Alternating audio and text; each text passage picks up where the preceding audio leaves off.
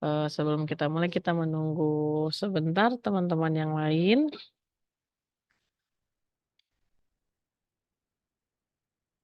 Bentar ya.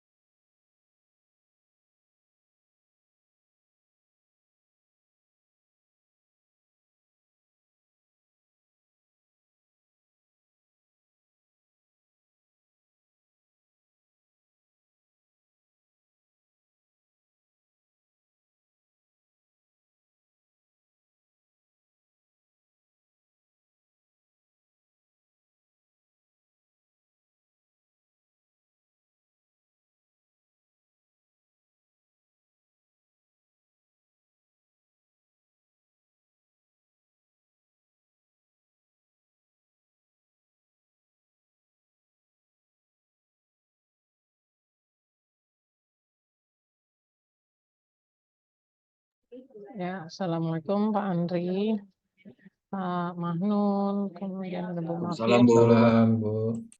ada Bu Eni, sama Pak Wirawan ya. Oke, sebentar.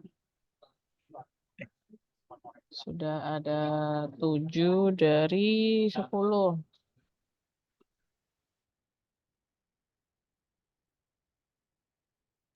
Oke, kita mulai aja biar tidak berlama-lama.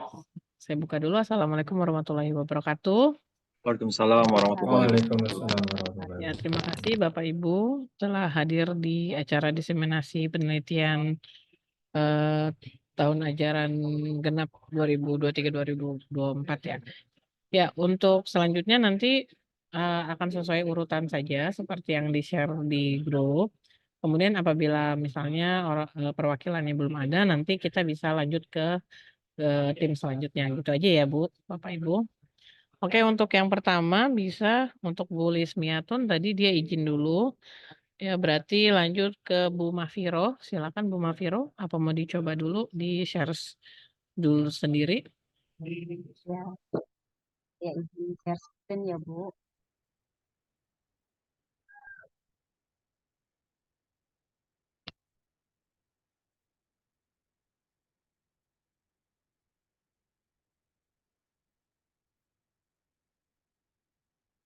Sepertinya nggak bisa Bu Rahmi, minta tolong untuk dibantu share screen-nya. Baik Bu, sebentar ya.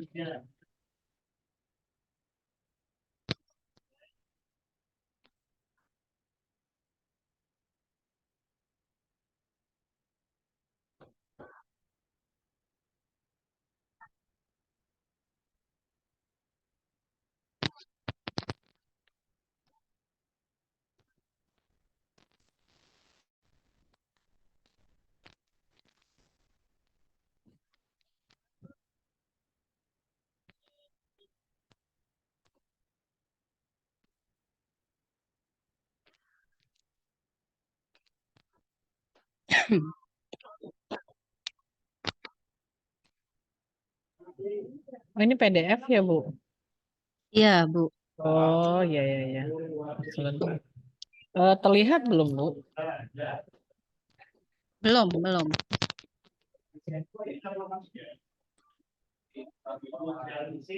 Sebentar ya.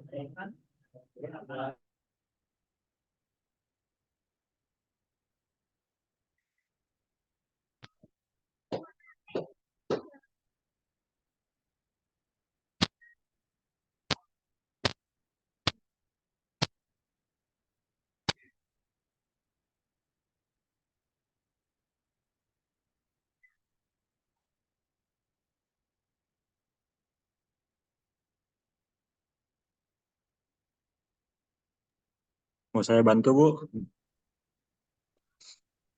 Ibu close dulu.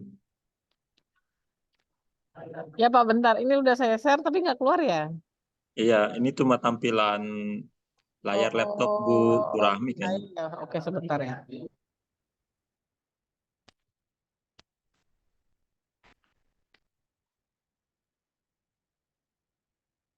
Bisa ditolong Pak Andri, kalau bisa. Maaf Bu, ini saya bisa nih. Nah, Maaf. kelihatan nggak Bu? Oke, udah Bu. Ya ya Bu. Iya, iya Bu. Bisa saya mulai ya Bu? Iya Bu Mafira, silakan dimulai. Oke. Baik, mohon izin Bapak Ibu serta Bu Rahmi. Perkenalkan, saya Mokfiroh Yanwarti, perwakilan dari tim penelitian kami yang beranggotakan Pak Hendri Prasetyo dan juga Ibu Endah Asmarawati akan mendesiminasi terkait penelitian yang berjudul Analisis Metakognisi Mahasiswa dalam Pemecahan Masalah pada Materi Fungsi Linier dan Penerapannya.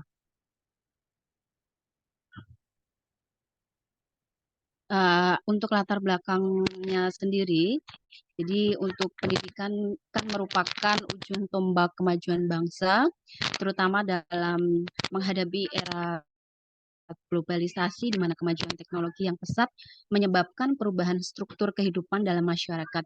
Sejalan dengan kemajuan tersebut, pendidikan dituntut untuk berperan aktif dalam menjalankan visi misi pendidikan.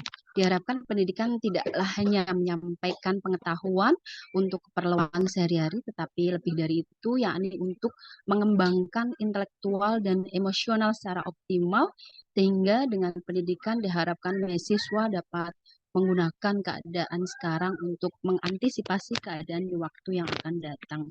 Nah, untuk ketercapaian pendidikan matematika dapat dilihat dari mahasiswa mampu menyelesaikan tugas-tugas belajar matematika, menerapkan tujuan pendidikan matematika dalam kehidupan sehari-hari, mengaplikasikannya, menjadikan matematika bagian penting dalam kehidupan mahasiswa.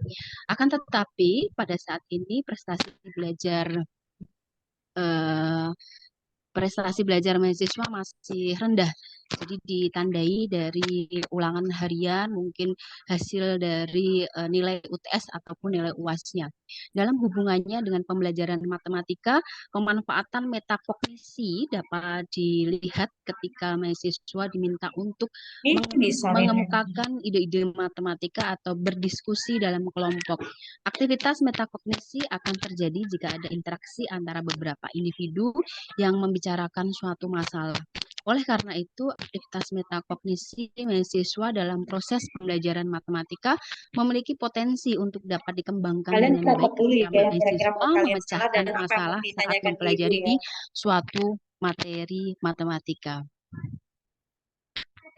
Hasil prasurvei pada kelas 01 SNCP 009 pada program studi manajemen Universitas Pamulang melalui observasi proses pembelajaran pada mata kuliah matematika ekonomi dan bisnis. Secara singkat, hasil observasi pembelajaran menunjukkan bahwa pada awal pembelajaran dosen membimbing mahasiswa untuk mengingat kembali pengetahuan yang telah dipelajari sebelumnya dan yang berhubungan dengan materi fungsi linier dan penerapannya yang akan dipelajari. Selain itu, dalam menyampaikan inti materi pelajaran, dosen beberapa kali melakukan tanya jawab secara klasikal sehingga hal tersebut mengakibatkan mahasiswa menjawab secara serentak. Kemudian dosen berkeliling untuk memeriksa sejauh mana hasil pekerjaan mahasiswa ketika diminta untuk memecahkan masalah. Namun, tampaknya dosen masih mengabaikan proses metakognisi yang seharusnya dilakukan oleh mahasiswa. Dosen hanya berkeliling, menanyakan sejauh mana pekerjaan mahasiswa dan menyampaikan apa kesulitan mahasiswa tanpa membimbing mahasiswa untuk berlatih melakukan refleksi diri. Selain itu, dosen tampaknya belum memberikan mahasiswa kesempatan untuk menentukan alternatif lain dari langkah pemecahan masalah yang dilakukan serta terpaku pada masalah yang membutuhkan langkah-langkah yang prosedural saja dalam pemecahan masalah. Berdasarkan hasil survei awal tersebut, terhadap mahasiswa muncul hal yang menarik, yaitu pada awal subjek terlihat sangat percaya diri, yakni dengan langkah-langkah penyelesaian masalah serta hasil akhir perhitungannya. Teorinya, teori yang digunakan adalah teori metakognisi yang merupakan proses berpikir seseorang tentang apa yang mereka pikirkan, mengetahui apa yang diketahui dan yang belum diketahui melalui pengontrolan, mengevaluasi pengetahuannya.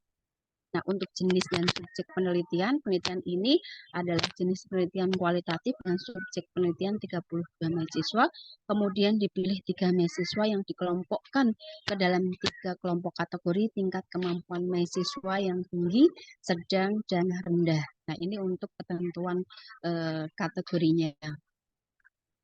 Untuk analisis datanya, analisis data menggunakan analisis data kualitatif model interaktif Mills and Habermas. Nah, untuk hasil penelitiannya pada subjek yang pertama, pada mahasiswa kemampuan tinggi, atau di sini disimbolkan dengan S1, subjek S1 dapat menyebutkan apa saja yang diketahui dan dinyatakan dari soal cerita untuk nomor 1 dan 2 dengan jelas. Jadi dapat dikatakan subjek atau S1 ini sudah mampu menggunakan kemampuan metakognisi tahap pertama. Kemudian subjek tersebut juga dapat menentukan rumus dengan tepat untuk menyelesaikan kasus pada soal cerita, sehingga dapat dikatakan bahwa subjek tersebut mampu menggunakan kemampuan metakognisi pada tahap pemantauan atau monitoring. Selanjutnya, untuk proses metakognisi tahap akhir, subjek tersebut juga sudah nampak membuat kesimpulan dari jawaban soal. Kemudian untuk subjek yang kedua, pada mahasiswa dengan kemampuan sedang atau disimbolkan di sini sebagai S2, subjek S2 dapat menyebutkan apa saja yang diketahui dan dinyatakan dari soal cerita dengan jelas. Jadi dapat dikatakan subjek tersebut sudah mampu menggunakan kemampuan metakognisi pada tahap pertama. Kemudian subjek tersebut juga dapat menentukan rumus dengan tepat untuk menyelesaikan kasus pada soal cerita, sehingga dapat dikatakan bahwa subjek tersebut mampu menggunakan kemampuan metakognisi pada tahap pemantauan atau monitoring. Selanjutnya, untuk proses metakognisi tahap akhir, subjek tersebut sudah tampak membuat kesimpulan jawaban soal walaupun hasil perhitungannya salah. Kemudian untuk subjek ketiga untuk kemampuan mahasiswa yang rendah atau disimbolkan di sini S3, tidak dapat menyebutkan apa saja yang diketahui dan dinyatakan dari soal cerita dengan jelas. Jadi dapat dikatakan subjek tersebut tidak mampu menggunakan kemampuan metakognisi tahap pertama. Selanjutnya, subjek tersebut juga tidak menyelesaikan jawaban sampai akhir, sehingga dapat dikatakan bahwa subjek tersebut belum mampu menggunakan kemampuan metakognisi pada tahap pemantauan atau monitoring. Kemudian untuk proses metakognisi tahap akhir, subjek tersebut belum tampak membuat kesimpulan karena jawaban tidak selesai. Nah, untuk kesimpulannya, yang pertama, mahasiswa dengan tingkat kemampuan tinggi dapat menggunakan kemampuan metakognisinya dengan baik, mulai dari tahapan perencanaan, monitoring, dan evaluasi dengan hasil jawaban yang benar dan tepat. Kemudian untuk kedua, mahasiswa dengan tingkat kemampuan sedang dapat menggunakan kemampuan metakognisi dengan baik mulai dari tahap perencanaan, monitoring, dan evaluasi walaupun hasil jawabannya ada yang kurang tepat. Kemudian yang ketiga, mahasiswa dengan tingkat kemampuan rendah tidak dapat menggunakan kemampuan metakognisinya dengan baik karena tidak mampu menganalisis permasalahan pada soal. Baik, terima kasih Bapak Ibu. Sekian dari saya. Saya akhiri. Wassalamualaikum warahmatullahi wabarakatuh. Ya, Saya baik. kembalikan Bu Rahmi. Ya, baik. Terima kasih Bu Mafiro. Mungkin teman-teman ada yang ingin bertanya terkait dengan penelitian yang baru saja disampaikan. Oke. Oke, kalau tidak ada kita lanjut aja untuk yang selanjutnya. Urutan kedua urutan selanjutnya ada Bu Widya. Bu Widya belum masuk, kita lanjut aja langsung ke Bu Rahmi. Bu Rahmi Hermawati, apa udah siap, Bu? Oke, Bu, sudah siap. Ya, bisa. Oh, sebentar. Ibu mau dibantu tampilkan ya? Bantu tampilkan aja, Bu. Oh ya, Soalnya sebentar. lagi Saya coba dulu ya. lagi di Ya, kelas nih di ruang ya sebentar. mahasiswa.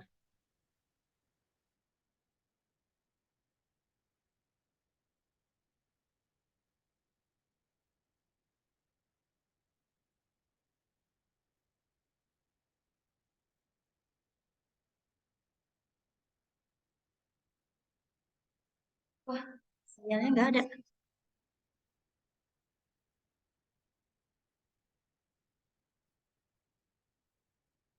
Pasti Tuan. Halo, Bu. Ya, Bu, bentar. Sinyalnya kalau nggak ada sinyal lagi. Bentar dulu. Mana ya? Oh, Bu, ini. udah sinyalnya ada nggak, Bu? Soalnya ini lagi di kampus, Bu. Bentar. Kelihatan nggak?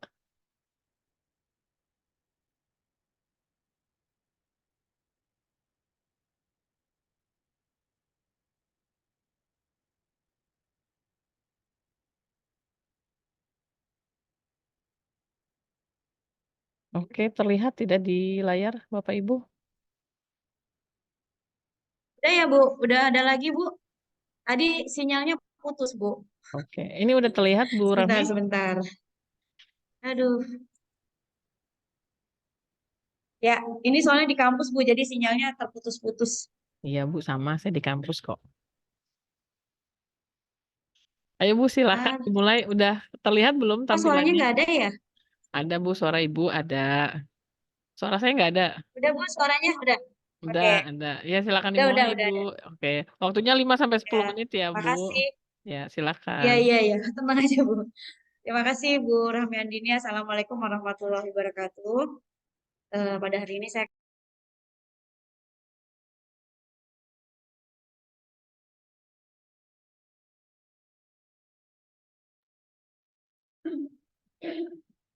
Ya, Bu Rahmi hilang ya. Bu Rahmi. Bu Rahmi. Ya, Bu Rahminya hilang lagi.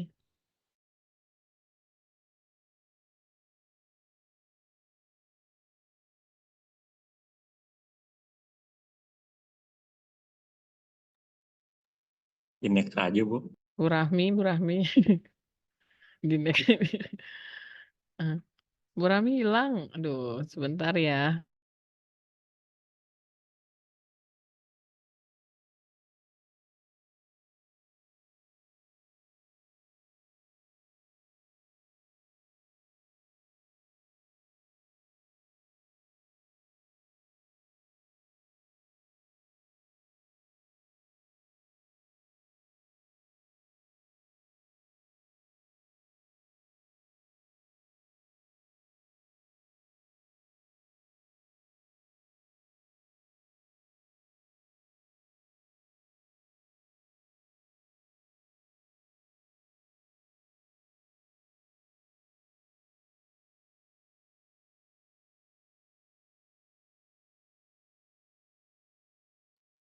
Bisa ditunggu sebentar ya, Bapak Ibu.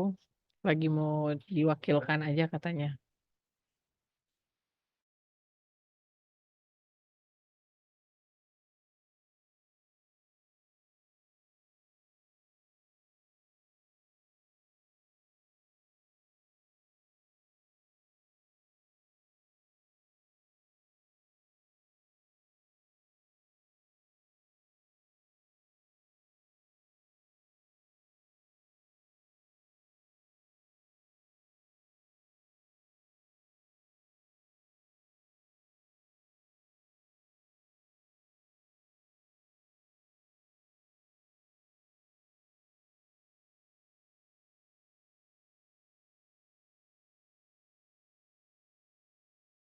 Oke, ternyata Bu Rahminya next aja katanya.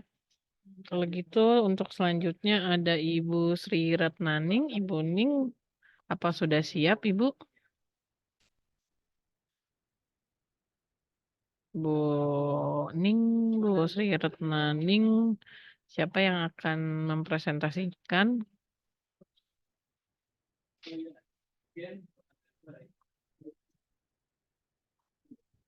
Bu Ening.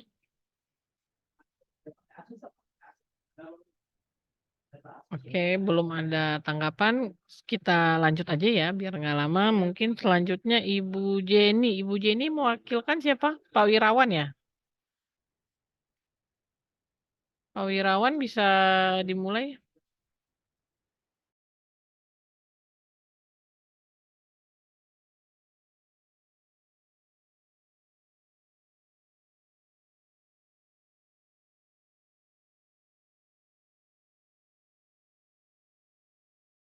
Tunggu sebentar, Bu Jenny-nya mau masuk dulu.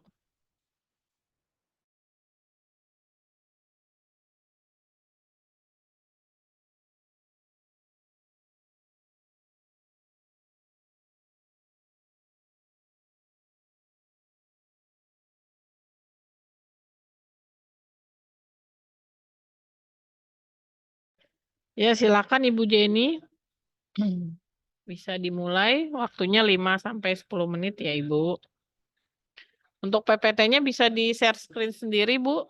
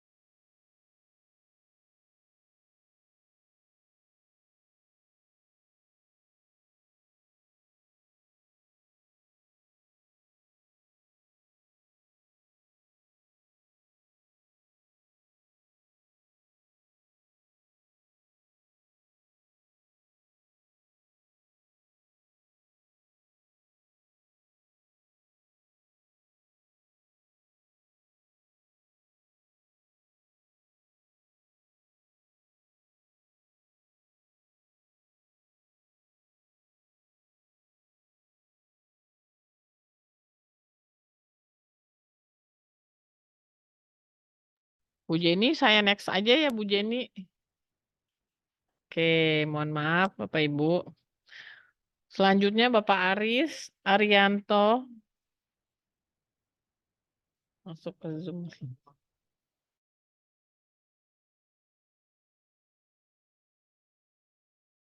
Bu Rahmi, Iya Ibu. ya Bu, mohon maaf. Oh iya Bu, tadi di skip. Ya udah, Ibu udah siap belum? Buning dulu ya. Pas. Buning udah siap belum? Buning. Suara saya kedengaran nggak? Ibu Ning. Ya.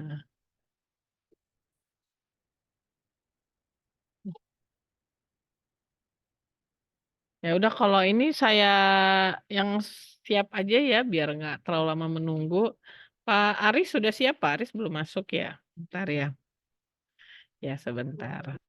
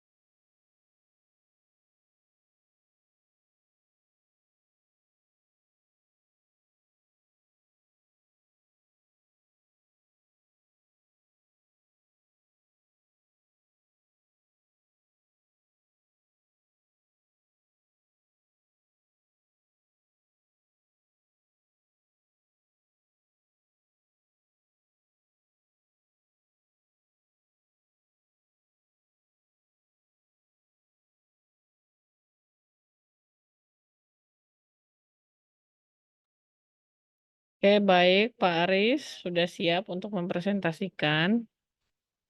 Silakan Pak Aris.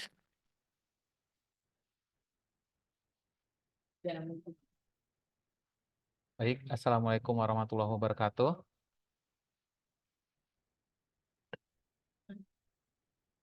Apakah terdengar suara saya, Ibu, Bapak? Jelas, Pak Aris, jelas. Baik.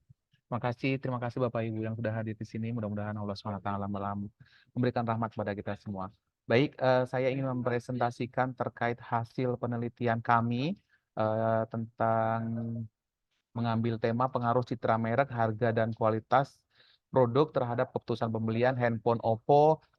Objeknya yaitu pada masyarakat Kota Tangerang. Peneliti saya sendiri Aris Arianto, anggotanya Agus Sudarsono SEMM, dan Kiki Dwi Wijayanti SIKOM SEMM.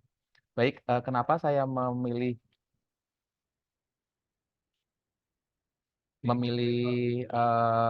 handphone jenis Oppo yang saya teliti, yaitu karena beredarnya produsen handphone yang memperhatikan faktor-faktor apa saja yang dijadikan sebagai alasan untuk membeli produk ini, termasuk dengan kualitas, promosi, serta harga.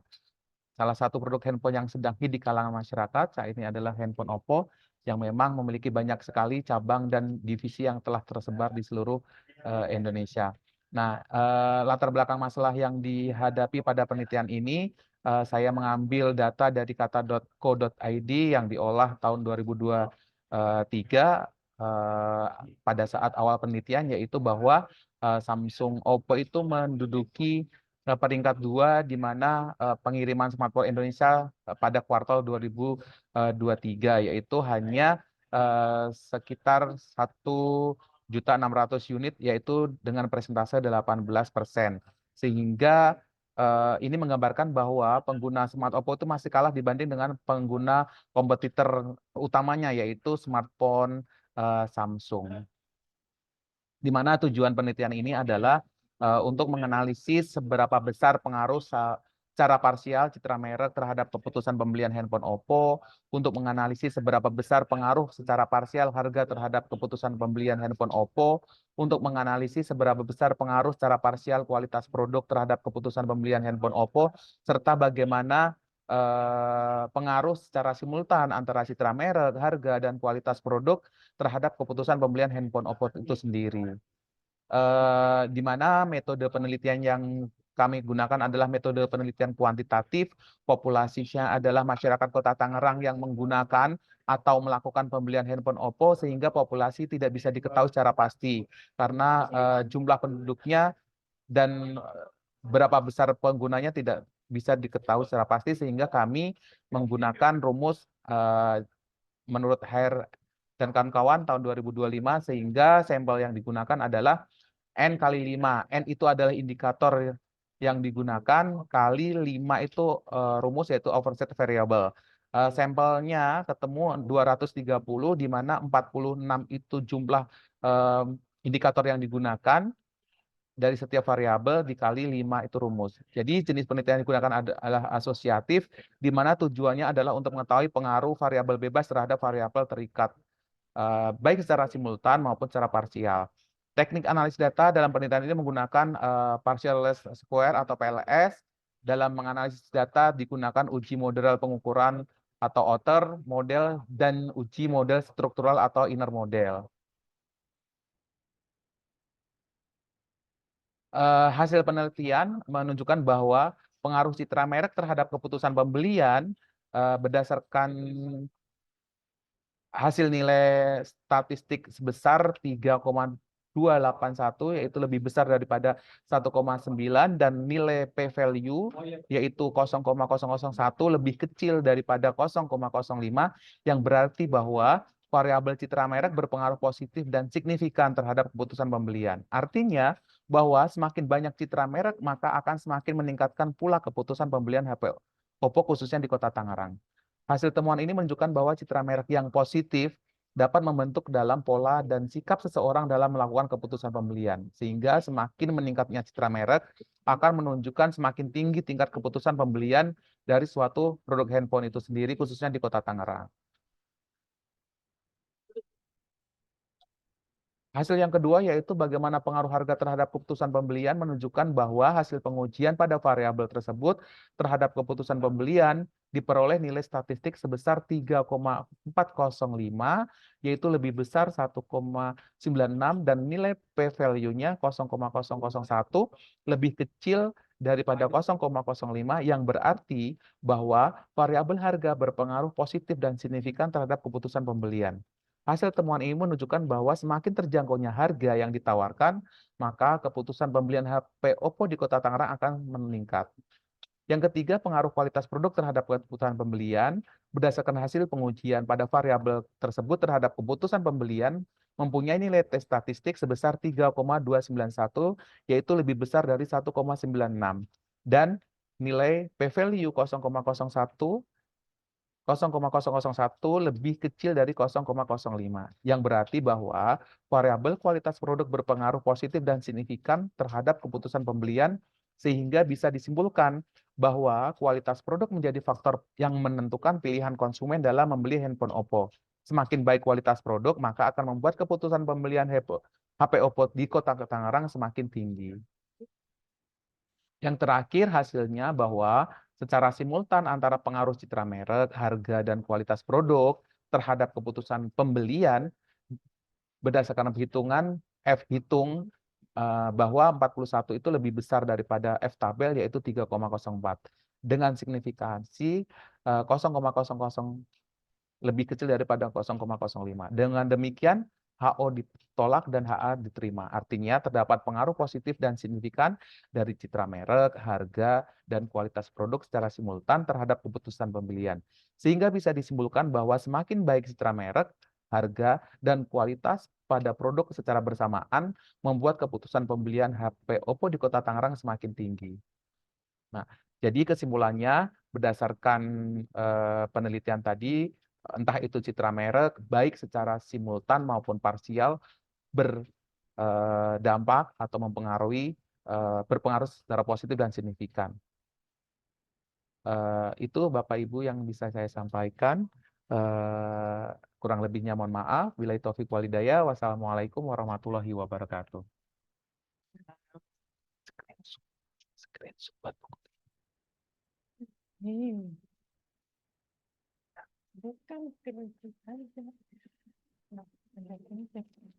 Ya, terima kasih Pak Aris. Mungkin dari teman-teman ada yang ingin bertanya. Oh ya, sebelumnya kita belum ambil foto, capture dulu. Dulu ya.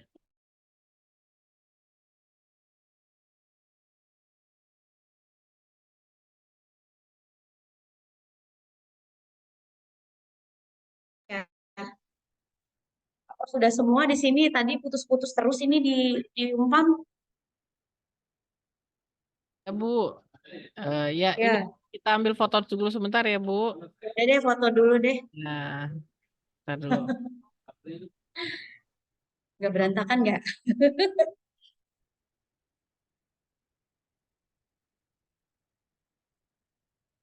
Oh, ya udah, ya.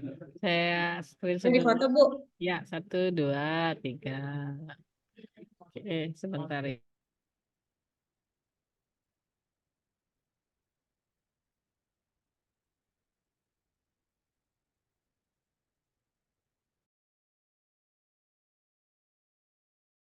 Oke, untuk selanjutnya ada Bapak Nur Hadi, Bapak Ahmad Nur Hadi diwakilkan dengan Pak Mahnun ya. Aku jam berapa nih Bu? Oh Kurangnya iya. habis ini ya. Ya. Takut Yep. putus-putus Bu saya. Pada rebutan. Iya, Bu Rami. Ya, tadi karena ke skip Pak Mahnun dulu ya. Gak apa-apa ya Bu Rahmi ya. Oke. Ya udah nggak apa-apa. Ya, Soalnya ini putus terus. Pak Mahnun. Iya, iya Bu Rami, suara saya terdengar. Iya, terdengar. Oke, Untuk terima PPT-nya kasih. bisa ini sendiri. Coba ya Bu ya, saya share Ya, dulu ya. silakan. Sebentar. Pak Andri habis ini ya. Oke, siap Bu.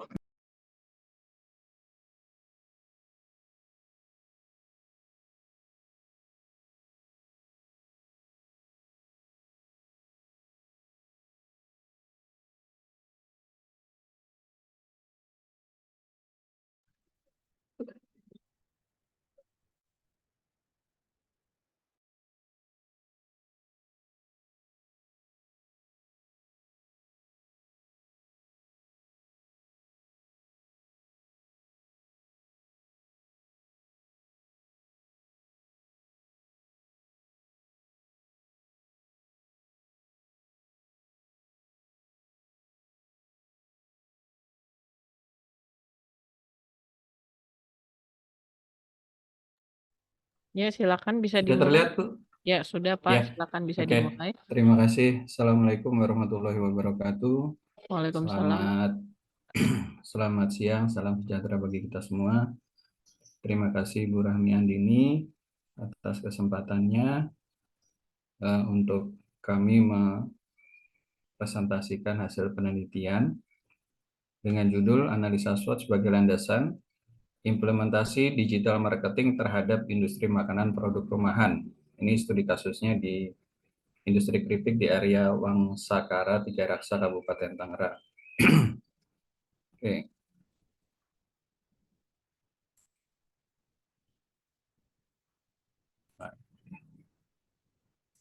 Oke. Nah, anggotanya terdiri dari kami, saya, Mahnun, dan Pak Ahmad Nur Hadi.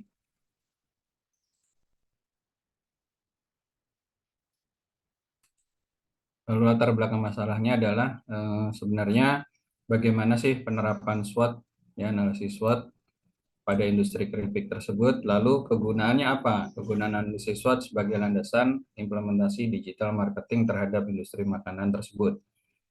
Ya. Lalu next, ini di skip aja. Oke. Nah, lalu tinjauan pustakanya, pentingnya implementasi digital marketing adalah ada 5 ya. Kenapa harus diimplementasikan digital marketing terhadap ya tidak hanya produk rumahan, tapi semua sebenarnya ya, karena sekarang sudah era digital. Yang pertama adalah meningkatkan visibilitas, lalu targeting yang lebih efektif, interaksi dengan pelanggan, yang keempat pemantauan dan analisis hasil, yang kelima dengan digital marketing bisa jadi biaya yang dikeluarkan oleh pengusaha atau UMKM pada khususnya akan lebih rendah. Lalu analisis SWOT itu pengertiannya sebagai berikut. Kenapa memakai analisis SWOT? Karena untuk mengidentifikasi berbagai faktor yang secara sistematis untuk merumuskan strategi perusahaan. Ini menurut Freddy Rangkuti. Lalu didasarkan pada logika yang dapat memaksimalkan kekuatan, strength, opportunities, peluang, namun secara bersamaan dapat meminimalkan kelemahan dan ancaman, yaitu weakness dan threats. Lalu ya, analisis SWOT ini memiliki 4 manfaat bagi pengambil keputusan dalam membuat strategi, yaitu pertama adalah simplicity. Analisis SWOT tidak memerlukan training khusus atau keterampilan teknis ya, karena memang sudah banyak bukunya juga. Yang saya pakai adalah Freddy Rangkuti. Lalu yang kedua, collaboration, karena sederhananya analisis SWOT mendorong adanya kerjasama dan pertukaran informasi antara manajer dari area fungsional yang berbeda. Lalu flexibility yang ketiga, dapat membesarkan kualitas perencanaan strategi organisasi meskipun tanpa sistem informasi pemasaran. Lalu yang terakhir adalah integrasi. Analisis SWOT dapat berhubungan dengan berbagai macam sumber informasi. Lalu next slide. Tahapan-tahapannya sebagai berikut ya, ada 5 kurang lebih. Yang pertama adalah evaluasi terhadap tujuan strategik organisasi. Lalu melakukan analisa lingkungan strategik yang terdiri dari analisa kondisi objektif organisasi atau analisa lingkungan internal dan analisa lingkungan persaingan atau lingkungan eksternal. Lalu selanjutnya melakukan analisis IFAS, dan menyusun profil kompetitif organisasi bisnis. Lalu menyusun matriks analisis IE dan matriks analisis SWOT. Lalu yang terakhir adalah membuat strategi atas dasar hasil analisa SWOT. Metodenya yang digunakan adalah analisa SWOT, ya, lalu ada data penyajiannya, nanti setelah dianalisa menggunakan berbagai macam tahap tadi, lalu disajikan dalam bentuk strategi. Hasilnya adalah dari ini matriks IV dulu ya, ada kekuatan kelemahannya, ternyata mendapatkan total skor 22,5, mengindikasikan bahwa UMKM tersebut rata-rata dalam keseluruhan kekuatan internalnya. Lalu next, matriks EV-nya Total rata-rata tertimbang adalah 22,95, mengindikasikan bahwa UMK ini di atas rata-rata dalam upayanya untuk menjalankan strategi yang memanfaatkan peluang eksternal dari menghindari ancaman. Oke, next. Lalu matriks SWOT-nya. Matriks SWOT pada gambar di atas mungkin kurang besar ya. Dapat dihasilkan 4 alternatif strategis yang dapat diambil oleh pemilik atau pengelola usaha tersebut, yaitu strateginya ada 4 ya, gabungan dari metrik di atas, SO, Strength Opportunities, WO, Weakness Opportunities, ST, Strength Threat, dan yang terakhir adalah Weakness Threats. Lalu penyajiannya adalah hasil pembahasannya adalah berdasarkan analisis tersebut, dapat ditarik kesimpulan bahwa UMKM Arya Wangsara 3 Raksa sudah mengimplementasikan analisis SWOT dengan menggunakan strategi-strategi bisnis, baik dari faktor internal maupun eksternal. Lalu, faktor internal mencakup strength dan weakness, di mana pada faktor internal ini posisi strength memiliki bobot nilai lebih besar jika dibandingkan dengan bobot nilai weakness, yaitu faktor internalnya pada posisi strength memiliki bobot yaitu 3,75 dan weakness-nya 3,25. Sedangkan faktor eksternalnya yang mencakup opportunities dan threats atau O dan T, nilainya lebih besar opportunities daripada nilai ancamannya. Sehingga posisi UMK ini dikatakan cukup baik karena posisi S dan O-nya memiliki bobot nilai yang lebih tinggi jika dibandingkan berdasarkan bobot nilai threats dan weakness. Ya, terima kasih Ibu Rahmi. Wassalamualaikum warahmatullahi wabarakatuh. Semoga bermanfaat. Wassalamualaikum dan selamat siang. Oke, ya Waalaikumsalam warahmatullahi wabarakatuh. Terima kasih Pak Manun atas paparannya. Mungkin jika ada yang ingin bertanya, silahkan mengenai pemaparan yang sudah dipaparkan oleh Bapak Mahnun. Oke, kalau tidak ada kita lanjut lagi ya. Oke, sebentar ada yang untuk dokumentasi minta foto dulu lagi. Silakan yang mau buka kamera lagi aja ya. Mungkin tadi Foto ada lagi, Bu. ya foto lagi ya. Oke. Ya Aris nih ngerjain. Mau Pak Aris ya? Iya. Ya, 1, 2, Pak Bos. 1, 2, 3. Oke, sebentar.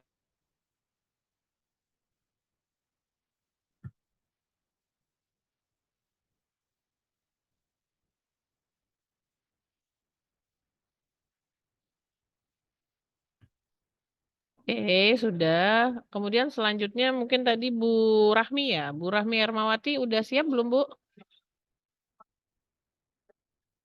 Sudah Bu, cuma ya itu ya Bismillah ya.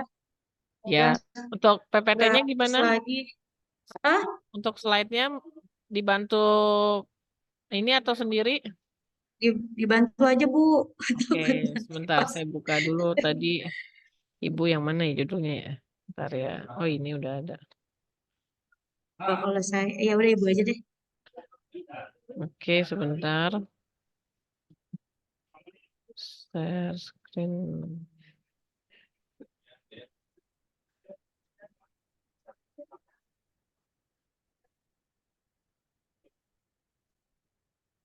Oke, sudah terlihat belum? Sudah. Udah ya, ntar bisa nggak? Oke, ntar dulu belum. Oke, ini udah kelihatan Bu Rahmi? Sudah, tapi ya, oke. Oke, ya silakan Ya. bisa dimulai Bu Rahmi. Ya. Assalamualaikum warahmatullahi wabarakatuh. Di sini saya akan mempresentasikan mengenai pengaruh motivasi dan lingkungan kerja terhadap kinerja pegawai pada Dinas Pekerjaan Umum dan Penataan Ruang Kota Depok. Ya, oke lanjut, Bu. Next, Bu Rahmi. Nextnya pakai saya sendiri atau gimana, Bu? Oke, latar belakang bahwa dari hasil survei ya baru di Dinas Pekerjaan Umum Penataan Kota penataan ruang Kota Depok ternyata masih kurangnya motivasi bagi pegawai, terutama pada indikator kebutuhan fisiologis dan kebutuhan rasa aman, di mana gaji yang mereka dapatkan belum sesuai dengan apa yang mereka harapkan. Jadi sebesar 73,6% gaji mereka masih di bawah UMR. Sementara rasa aman yaitu 56,7% itu bahwa pimpinan belum memberikan rasa nyaman dalam bekerja. Di sini juga ada kebutuhan aktualisasi diri di mana 26,5% pegawai kurang mendapatkan pujian. Padahal untuk mendapatkan kinerja yang lebih baik, memang sebaiknya eh, seorang pimpinan harus memberikan pujian terhadap bawahannya. Dan ini dari hasil survei menunjukkan bahwa terdapat kurangnya motivasi pada pegawai. Yang paling utama adalah masalah gaji. Oke, lanjut Bu. Terima kasih. Maaf Bu Rahmi. Oke. Jadi kajian teorinya kita mengambil dari Avandi, yaitu tentang kinerja dengan Abraham Maslow, yaitu kita melihat dari kebutuhan fisiologis, rasa aman, sosial, penghargaan, dan aktualisasi diri. Jadi sesuai dengan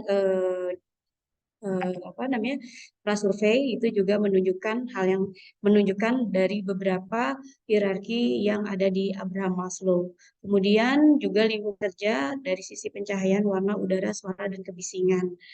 Lanjut dengan kinerja pegawai. Kinerja pegawai di sini juga masih kehadiran kemampuan kerjasama masih kurang. Oke, lanjut Bu. Bu Rahmi, next. Metode yang digunakan di sini adalah penelitian kuantitatif ya dengan jumlah populasi dan sampel sama yaitu 106. Kemudian analisis data yang digunakan yaitu uji validitas, reliabilitas, serta uji asumsi klasik, multikolinialitas atau korelasi dan di mana ada uji autokorelasi, heterokodastisitas, regresi linear sederhana berganda, uji koefisien korelasi dan determinasi serta uji hipotesis. Lanjut Bu. Berdasarkan hasil penelitian, maka dikatakan di sini bahwa memang terdapat korelasi ya di mana variabel bebas dengan variabel terikat yaitu korelasinya sebesar 0,784 atau 784%. Berarti ada pengaruh yang signifikan antara lingkungan kerja dengan kinerja. Oke, lanjut Bu.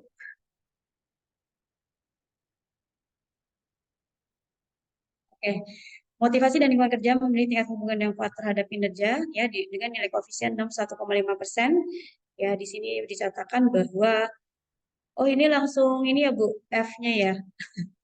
Lewat ya Bu. Lewat apa gimana nih? Oke deh. Oke. Begitu pula dengan berarti emang kelewat ya? Coba. Maaf Bu. Oke, berarti dengan demikian motivasi dan lingkungan kerja mempunyai pengaruh yang signifikan terhadap kinerja karyawan dengan F tabel lebih besar daripada F itu lebih besar daripada F tabel yaitu 33,090 lebih besar daripada 2,780. Oke, lanjut Bu. Lanjut. Bawahnya Bu. Oke, berdasarkan ini ya maka disimpulkan bahwa motivasi berpengaruh ya signifikan terhadap kinerja dengan persamaan regresi 13,634 plus 0,65x1 nilai koefisien diperbesar nilai koefisien diperoleh ada 0,736 artinya bahwa dari hasil ini kontribusi pengaruhnya sangat besar yaitu di 0,54 atau 54,2% ya.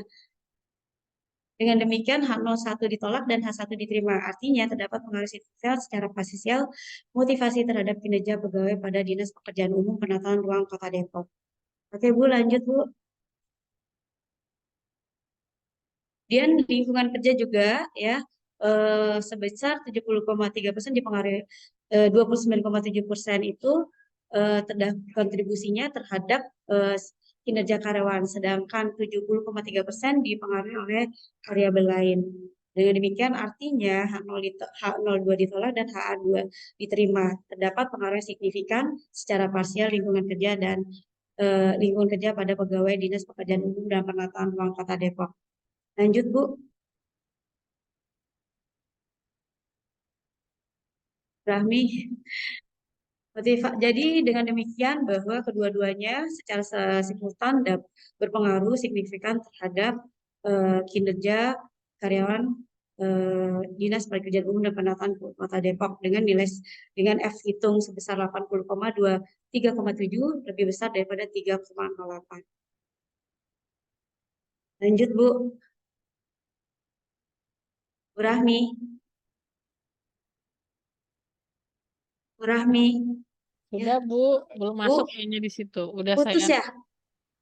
Hah, Putus. enggak sih, Lanjut. udah saya next. Oke, karena saya bacanya nggak seperti yang di sini, jadi berdasarkan sendiri. Oke, berdasarkan hasil kesimpulan di atas sebagai hasil penelitian, maka sarannya adalah meningkatkan motivasi terhadap indikator kebutuhan fisiologis dengan pernyataan yang di mana pimpinan maksudnya dalam arti di sini organisasi dapat memberikan gaji yang lebih baik ya, karena harus disesuaikan dengan beban kerja yang diberikan kepada karyawan. Memang secara keseluruhan banyak sekali di dinas ini yang masih belum gajinya sesuai dikarenakan banyak dari mereka yang masih karyawannya itu belum permanen lah seperti itu. Oke, lanjut. Lanjut, Bu. Udah Bu, mungkin Rahmi. udah next ini. Di saya slide-nya Udah udah. next. Iya. Oh, enggak. Mungkin Oke. lama di sana. Ya, sementara di lingkungan kerja juga terdapat indikator di mana di sini karyawan masih merasa kurang nyaman ya. Jika saya observasi di daerah pada saat saya observasi memang berbeda sekali antara organisasi di dalam pemerintahan dengan mungkin di luar pemerintahan. Di sini masih bentuk bersekat-sekat dan warna yang kurang cerah, ruangannya juga masih kurang sesuai dalam pewarnaannya. Oke, yang ketiga, meningkatkan kinerja pegawai terhadap indikator ketepatan waktu. Ya, di sini perlu lagi ditingkatkan untuk ketepatan waktu khususnya dalam melaksanakan tugas dan tanggung jawabnya, karena di sini masih banyak sekali yang bekerja itu belum sesuai dengan waktu yang ditetapkan. Jadi bisa menggunakan tools manajemen waktu dan adanya reward bagi karyawan yang bekerja dengan baik. Atau kita bisa kasih yang namanya reward dan punishment. Rewardnya itu bisa seperti buat karyawan yang bisa tepat waktu berupa benefit seperti memberikan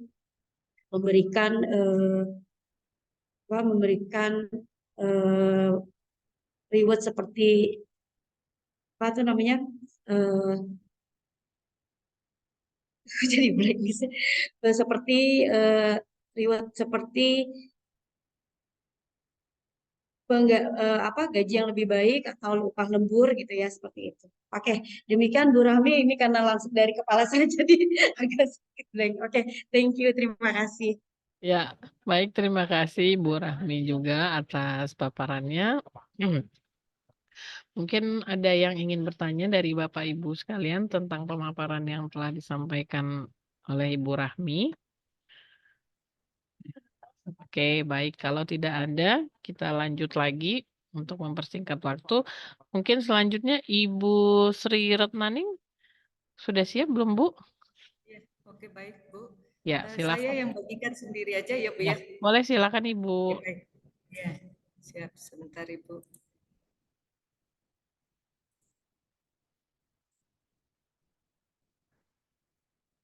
Ya, kelihatan Ibu, suara saya juga jelas? Maaf, ini kamera Ya. belum saya nyalakan. Nggak apa-apa. Ya, kedengaran Ibu udah terlihat PPT-nya. Ya, baik. Assalamualaikum warahmatullahi wabarakatuh. Yang saya hormati Ibu Rahmi Andini selaku MC untuk room 6, moderator maaf, dan juga rekan-rekan dosen lainnya. Pada hari ini kami akan mempresentasikan hasil penelitian kami yang berjudul pengaruh return on equity, debt to equity ratio, dan current ratio terhadap return saham dengan interest coverage ratio sebagai variabel intervening, studi kasus pada perusahaan sektor basic material yang terdaftar di Bursa Efek Indonesia periode 2015-2022. Anggota kami terdiri dari saya sendiri selaku ketua, kemudian anggota adalah Dr. Mas Nomarjohan SEMM, dan yang ketiga adalah Ibu Endang Puji Astuti SEMAED.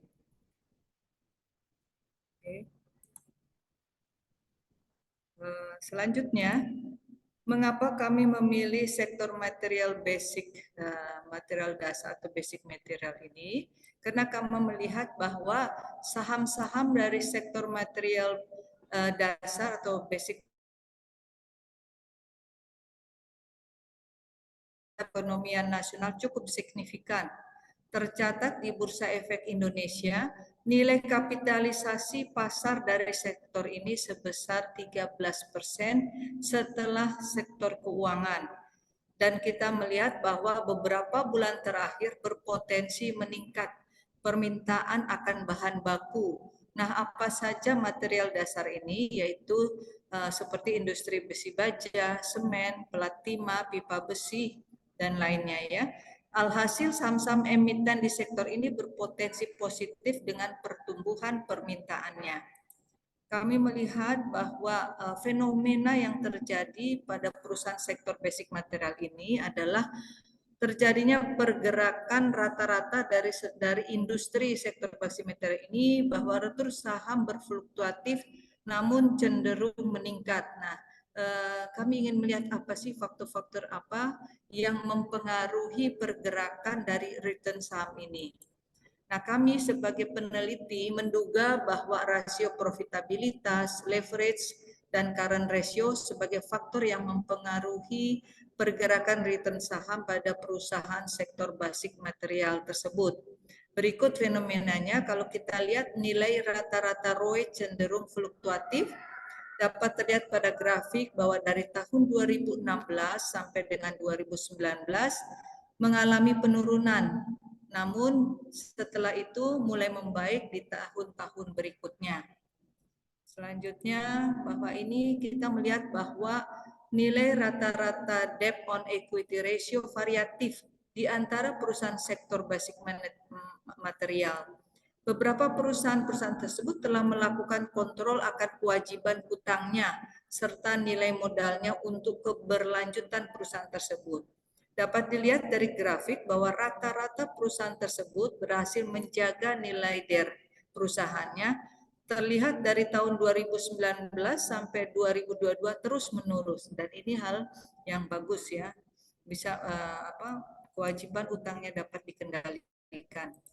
Selanjutnya yaitu berdasarkan grafik di bawah di samping ini, nilai rata-rata current ratio cenderung variatif di antara perusahaan sektor basic material. Beberapa perusahaan telah melakukan kontrol akan kewajiban jangka pendeknya. Dapat dilihat dari grafik bahwa rata-rata perusahaan tersebut berhasil menjaga nilai current ratio perusahaannya. Terlihat dari tahun 2020 sampai 2022 terus meningkat.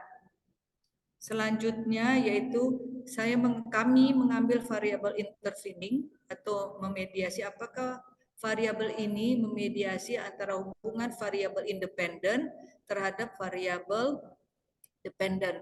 Nah, kami mengambil sini adalah nilai rata-rata dari interest coverage ratio, di mana cenderung variatif di antara perusahaan sektor basic material. ICR ini adalah rasio cakupan bunga, adalah rasio keuangan yang mengukur seberapa besar kemampuan perusahaan dalam membayar bunga atas pinjamannya yang belum lunas atau masih tercatat dalam pembukuan. Secara umum, angka rasio cakupan bunga yang baik itu minimal 2 kali, yang mengindikasikan bahwa perusahaan memiliki pendapatan bisnis yang bisa diandalkan dan konsisten. Dilihat dari grafik, rata-rata perusahaan tersebut berhasil menjaga nilai ICR perusahaannya. Terlihat di tahun 2020 sampai 2022 meningkat dan di atas 200% atau 2 kalinya. Oke, baik. Selanjutnya. Nah, tujuan dari penelitian kami setelah melihat dari fenomena-fenomena yang ada dan juga dari penelitian terdahulu, research gap, kami peneliti bertujuan untuk mengetahui dan mengukur apakah rasio ROE ini berpengaruh terhadap ICR perusahaan sektor basic material. Kemudian kedua, untuk mengetahui dan mengukur rasio DER apakah berpengaruh terhadap ICR perusahaan sektor basic material. Ketiga, mengukur dan mengetahui pengaruh ICR terhadap sektor basic material. Keempat, kita mengukur secara bersama-sama ROE, DER, dan CR secara simultan tentunya berpengaruh terhadap ICR. Kelima, untuk mengetahui dan mengukur rasio ROE apakah berpengaruh terhadap return saham perusahaan sektor basic material. Selanjutnya keenam, untuk mengetahui dan mengukur DER apakah berpengaruh terhadap return saham. Kemudian 7, untuk mengetahui dan mengukur current ratio berpengaruh terhadap return saham. Ke-8, untuk mengetahui dan mengukur ICR ya berpengaruh terhadap return saham. Ke-9, untuk mengetahui dan mengukur apakah secara bersama-sama ROE, DER, CR, dan ICR berpengaruh terhadap return saham.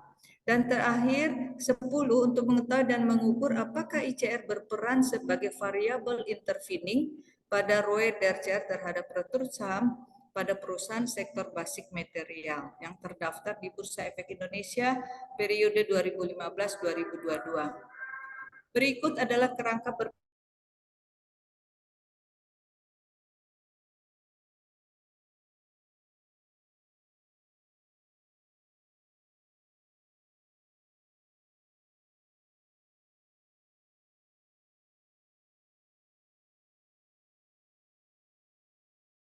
penelitian dari total perusahaan sektor basic material ada 98 perusahaan, bukan sampling kriteria.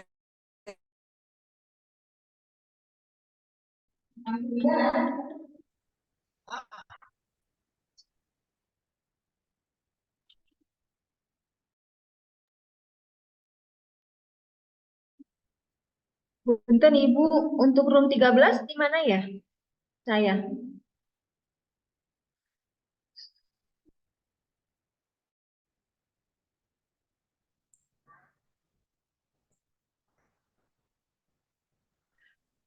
Ya Ibu silakan lanjut, maaf.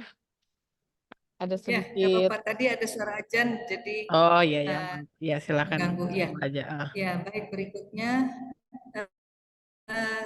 kami mengadakan karena kami pakai EVIUS 12 berdasarkan hasil uji model terbaik melakukan uji kicau Hausmann yang keluar adalah fixed effect model sehingga kita memilih model fixed effect model. Berikut hasil dari output fixed effect model, ada model pertama.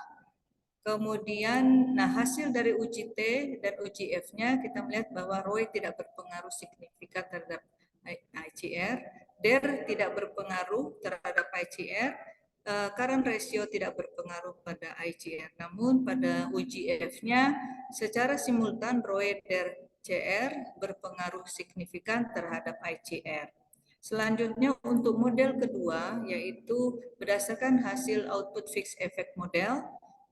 Berikut uji T-nya bahwa ROE tidak berpengaruh terhadap return saham, DER tidak berpengaruh.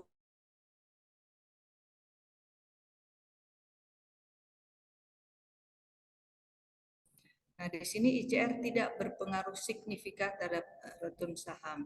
Selanjutnya untuk uji F secara bersama-sama ROE, DER, dan ICR berpengaruh terhadap return saham. Kemudian kita mengadakan analisis jalur dengan Sobel Path Analysis untuk melihat apakah variabel ICR adalah variabel intervening. Dari hasil ini kita melihat bahwa ICR tidak berperan sebagai variabel intervening terhadap variabel independen dan variabel terhadap variabel dependennya. Jadi berdasarkan penelitian kami kesimpulannya bahwa seperti tadi sudah dibahas, ROE tidak berpengaruh, DER tidak berpengaruh, CR tidak berpengaruh terhadap ICR, namun secara bersama-sama berpengaruh terhadap ICR. Selanjutnya untuk model kedua, ini ROE tidak berpengaruh terhadap return saham, DER tidak berpengaruh namun current ratio berpengaruh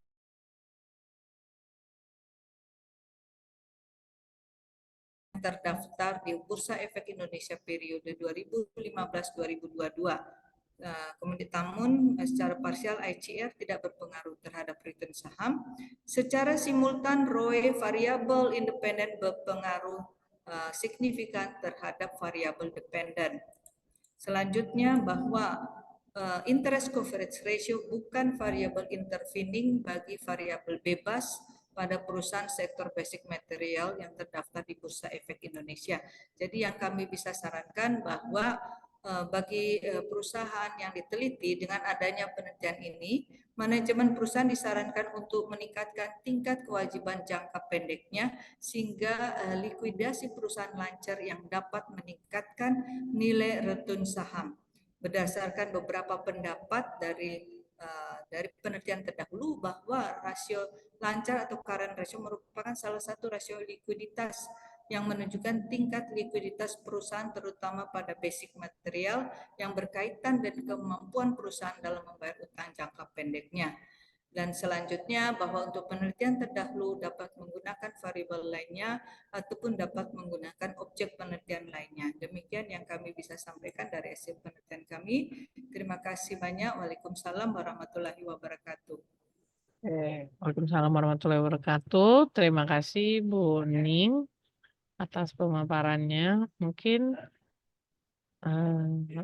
ada pertanyaan dari rekan-rekan sekalian.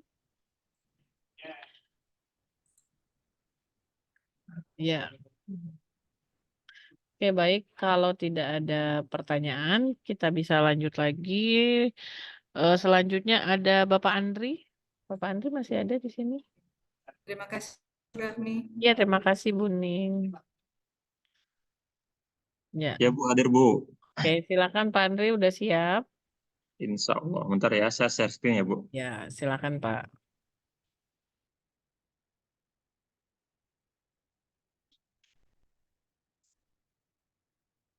Sudah muncul Bu. Sudah muncul ya. Oke, baik. Bismillahirrahmanirrahim. Assalamualaikum warahmatullahi wabarakatuh. Selamat siang, salam sejahtera bagi kita semua. Semoga kita yang hadir dalam ruang Zoom ini mudah-mudahan selalu dalam kondisi sehat. Pertama-tama yang saya hormati Bu Rahmi sebagai moderator pada hari ini. Terima kasih atas keletihannya. Yang saya hormati juga Bapak Ibu dosen yang mengikuti diseminasi pada hari ini. Saya Andri Priadi dan rekan saya Aden Prawiro Sudarso, di mana kami berdua melakukan penelitian di salah satu tempat yang berlokasi di daerah Bogor, ya, di mana judulnya itu berkaitan dengan kompensasi dan lingkungan kerja yang berkaitan dengan kinerja pegawai.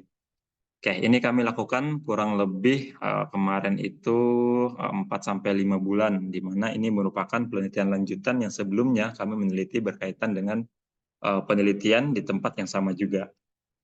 Oke, berkaitan dengan apa yang disampaikan dalam latar belakang penelitian ini, tentunya setiap lembaga itu pasti punya permasalahan tersendiri. Di tempat yang kami lakukan penelitian, salah satu permasalahannya itu berkaitan dengan kinerja tentunya, yang dilandasi mulai dari sisi semangat kerja, kemudian dari sisi kualitas kerja, yang tentunya sedikit kurang memuaskan, yang menyebabkan tujuan dari lembaga tersebut tidak tercapai dengan baik karena terdapat beberapa pegawai yang tidak mendukung efektivitas dan efisiensi dalam melakukan pekerjaan itu sendiri. Nah, tentunya dalam melaksanakan penelitian ini kami juga didukung dari beberapa referensi, baik dari buku maupun jurnal yang kami himpun. Nah, ada beberapa referensi buku yang kami gunakan, mulai dari Simamora, Avandi, dan Mangkunegara sebagai landasan teori yang kami gunakan untuk melaksanakan penelitian. Mulai dari baik itu dari segi kompensasi, kemudian baik itu lingkungan kerja maupun dari segi kinerja karyawan itu sendiri. Selanjutnya metode yang kami gunakan tentunya kami menggunakan analisis deskriptif kuantitatif dengan pendekatan korelasional, di mana data yang dikumpulkan melalui penyebaran kuesioner, data yang terkumpul hasil kuesioner kemudian kita olah dalam bentuk statistik dan kemudian kita tafsirkan, analisis, dan kita deskripsikan sesuai dengan tujuan penelitian yang kami lakukan. Selanjutnya dalam penelitian ini sampel yang kami gunakan tentunya sampel jenuh, di mana kami hanya meneliti pegawainya saja yang statusnya itu staf bukan pengajar ataupun yang lainnya sebanyak 51 pegawai gitu ya. Makanya populasi ini kami jadikan semuanya dijadikan sebagai sampel. Dari apa yang sudah kami lakukan, baik itu dari uji analisis yang kami lakukan, kami menyimpulkan bahwa ternyata kompensasi dan lingkungan kerja itu berpengaruh terhadap kinerja pegawai. Apa yang kami lakukan secara parsial, kompensasi terhadap kinerja itu terdapat nilai koefisien determinasinya sebanyak 44,9%, dan sisanya itu mungkin dipengaruhi oleh faktor lain. Kemudian di satu sisi dari sisi lingkungan kerja juga itu kami dapatkan berpengaruh secara positif dengan nilai determinasinya sebesar 63,0%, dan sisanya sekitar 37% itu dipengaruhi oleh faktor lain juga yang tidak kami teliti. Dan yang ketiga, secara simultan kompensasi dan lingkungan kerja itu berpengaruh dan signifikan terhadap kinerja pegawainya dengan nilai koefisien determinasinya sebesar 71,1%, dan sisanya 28,9% dipengaruhi oleh faktor-faktor lain. Selain itu juga kami menyimpulkan, kami juga memberikan saran kepada para pengelola di lembaga tersebut. Yang pertama tentunya dari hasil apa yang kami simpulkan tadi dalam penelitian ini, yang pertama untuk lebih baiknya perusahaan lembaga tersebut memberikan kompensasi kepada pegawai sesuai dengan peraturan yang telah ditetapkan.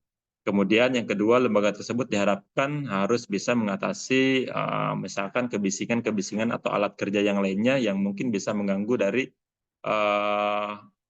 lembaga tersebut. Dan yang ketiga, untuk lebih baiknya lembaga tersebut memberikan penjelasan berkaitan dengan hak dan kewajibannya supaya mereka itu dapat mengerjakan pekerjaannya dengan baik dan jelas terhadap aturan-aturan yang ada. Itu Bu Rahmi yang saya sampaikan berkaitan dengan apa yang kami lakukan, Andri dan Pak Aden dalam penelitian ini. Sekian dari saya Heri. Assalamualaikum warahmatullahi wabarakatuh. Baik, terima kasih. Waalaikumsalam warahmatullahi wabarakatuh. Terima kasih Pak Andri atas pemaparannya. Mungkin ada rekan-rekan yang ingin bertanya mengenai pemaparan materi yang sudah dipaparkan oleh Bapak Andri. Baik. Oke, kalau tidak ada kita lanjut lagi. Untuk selanjutnya ada Ibu Latifah. Ya, izin Bu, saya dengan Latifah, Bu Rahmi. Ya. Baik Bu, udah siap? Yang untuk share screen Ibu sendiri atau bagaimana? Boleh, dengan saya juga boleh, Ibu. Ya, baik Bu. Ya, silakan bisa dimulai. Baik, saya izin share screen sebentar.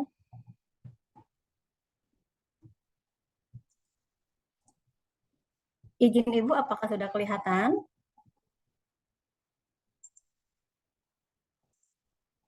Apakah sudah terlihat, Bu? Izin. Bu Rami masih Ya, di mute? udah Bu.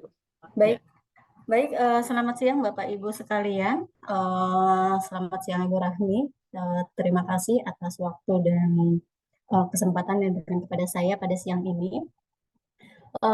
Saya akan mendiskriminasikan terkait penelitian yang saya lakukan itu dengan judul The Effect of Investment Opportunity Set and Book Tax Difference on Earning Growth with Managerial Ownership as Moderator.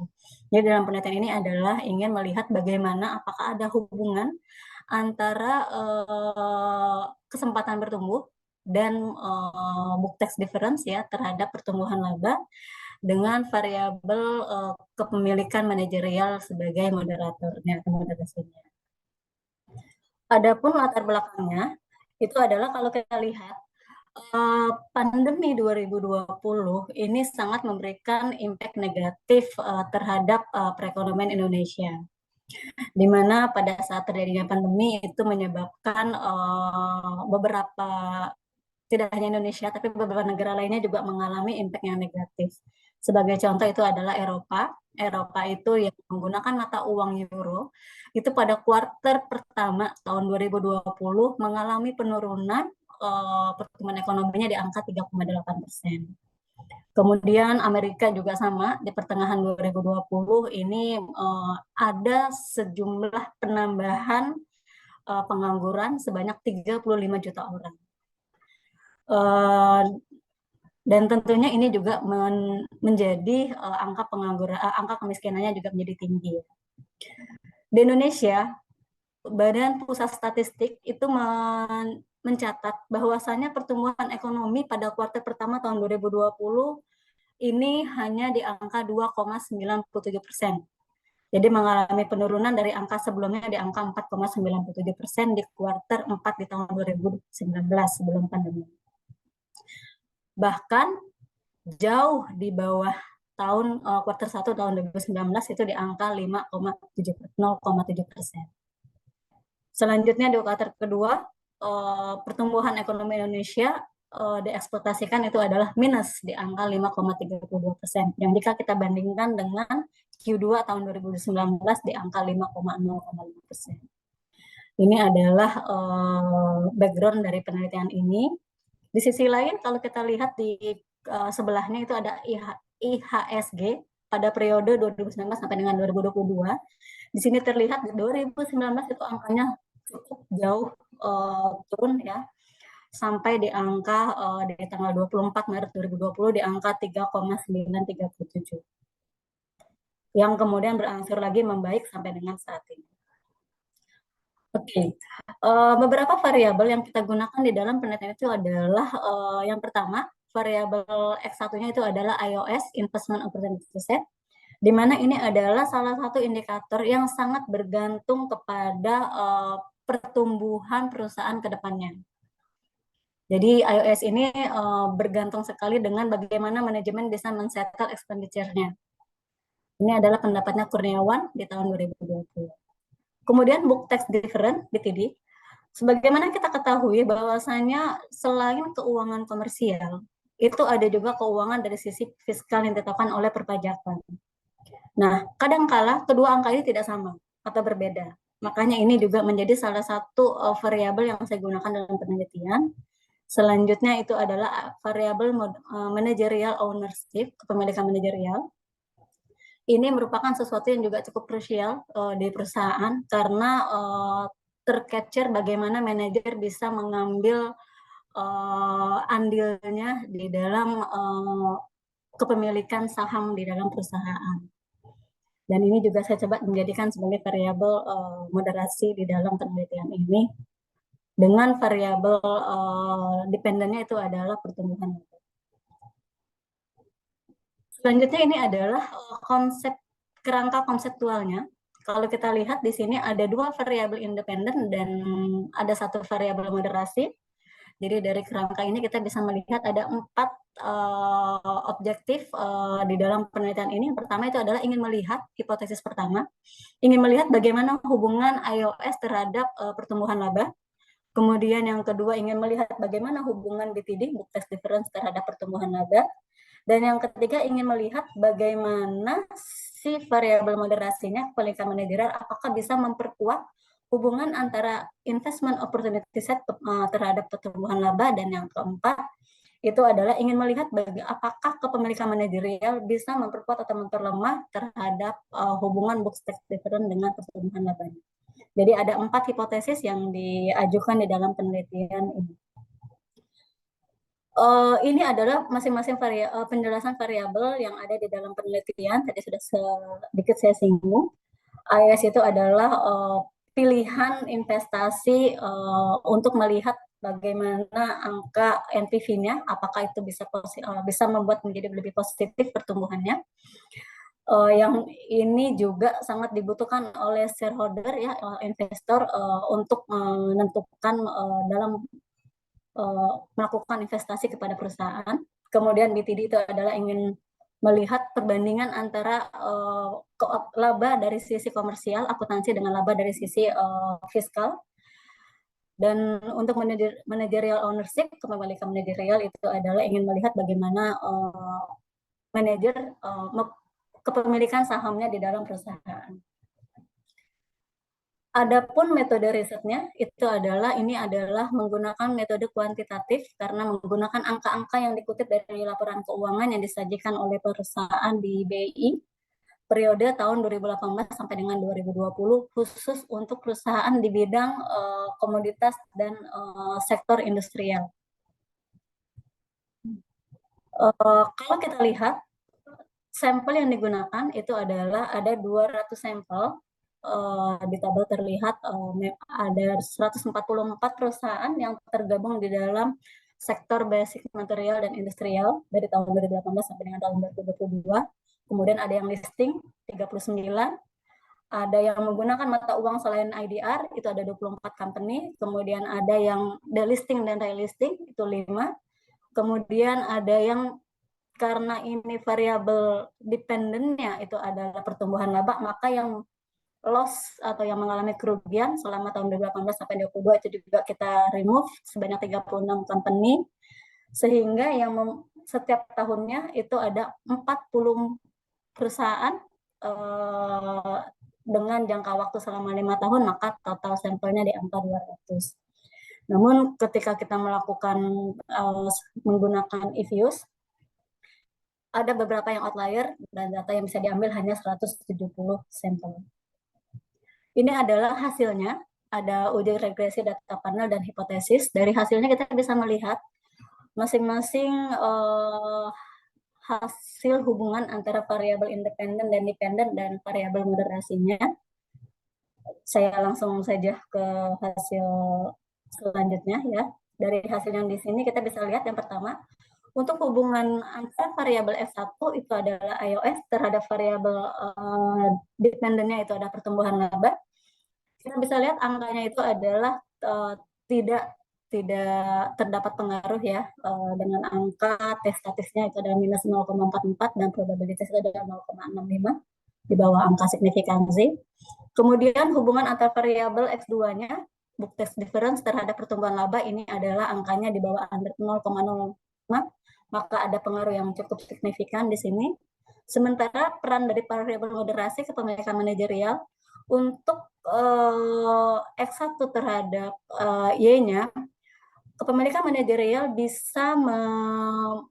tidak bisa memperkuat hubungan antara investment opportunity set terhadap pertumbuhan laba, dan di sisi lainnya untuk book test difference, kepemilikan manajerial itu bisa memperkuat hubungan antara book tax difference terhadap pertumbuhan laba itu dengan nilai probabilitasnya di bawah 0,05 atau di sini kita bisa lihat 0,0010. Ya, ini adalah hasilnya yang tadi sudah saya sempat jelaskan mengenai sesuai dengan hasil-hasil dari uji hipotesisnya. Adapun implikasi dari penelitian ini itu adalah penelitian ini menggunakan teori signal dan agency teori, yang dimana dari kedua teori tersebut itu bisa digunakan untuk menganalisa bagaimana pertumbuhan laba bisa berhubungan dengan investment opportunity set dan book tax difference. Signal positifnya itu adalah untuk investor, jadi bisa memastikan apakah ingin melakukan investasi atau tidak pada perusahaannya. Dan memang ini sangat bergantung kepada faktor-faktor lain selain faktor investment opportunity set dan book tax difference.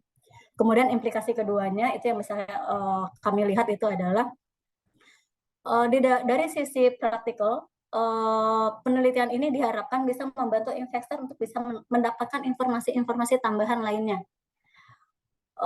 terkait informasi laba yang disajikan oleh si perusahaannya related kepada investment opportunity set dan book tax difference. Kemudian limitation-nya, yang pertama ini penelitiannya hanya menggunakan penelitian tahun 2018 sampai dengan 2022, di mana di dalam tahun penelitian itu terjadi pandemi ya, ini yang membuat kami merasa ini adalah sesuatu yang patut untuk dilakukan penelitian. Kemudian kalau kita lihat juga hasil adjusted R-square-nya itu adalah tidak terlalu tinggi. Artinya banyak faktor-faktor lain yang sebenarnya berkaitan dengan faktor-faktor lain tidak hanya investment opportunity set dan book tax difference. Lalu limitation ketiganya itu adalah untuk pemilikan manajerial itu tidak memperkuat hubungan antara investment opportunities kepada pertumbuhan laba.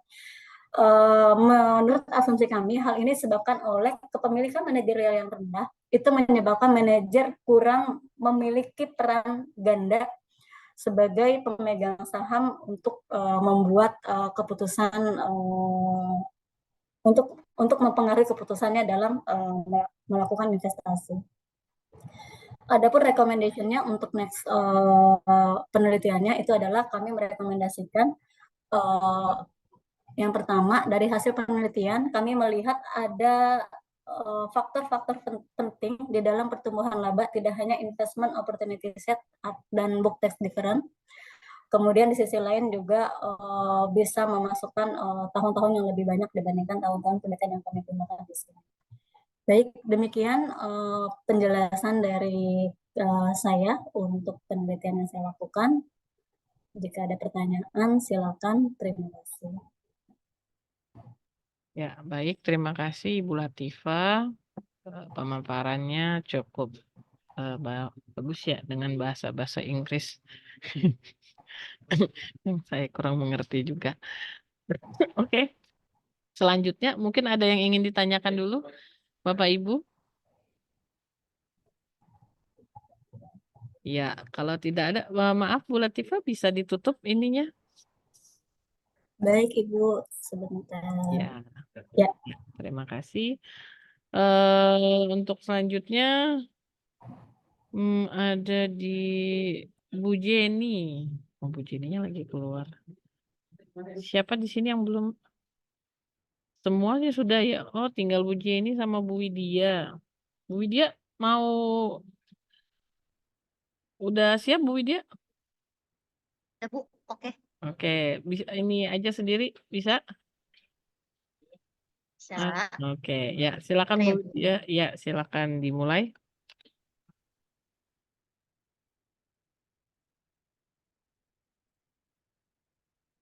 Mana nih?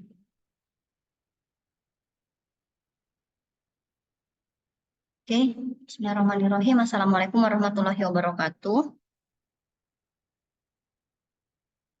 Yang terhormat Ibu Rahmi Andini sebagai koordinator Room 6 dan yang terhormat Bapak Ibu dosen yang menjadi peserta diseminasi penelitian hari ini. Kenalkan, saya Widya Astuti. Hari ini saya akan mempresentasikan untuk hasil penelitian saya dan beberapa teman dosen yang lainnya yang berjudul pengaruh current ratio dan debt to asset ratio terhadap net profit margin pada PT Kimia Farma Tbk periode 2018 sampai 2022. Di sini ada kelompok penelitian saya. Yang pertama saya sendiri, yang kedua Ibu Lismiatun, dan yang ketiga Pak Bambang. Waktu pelaksanaannya dari Oktober 2023 sampai Mei 2024. Tempat penelitiannya di PT Indofood Tbk. Di sini ada rumusan masalahnya. Jadi yang pertama itu bagaimana pengaruh pelatihan terhadap kinerja karyawan PT Indofood CBP Sukses Makmur Tbk Divisi Noodles secara parsial.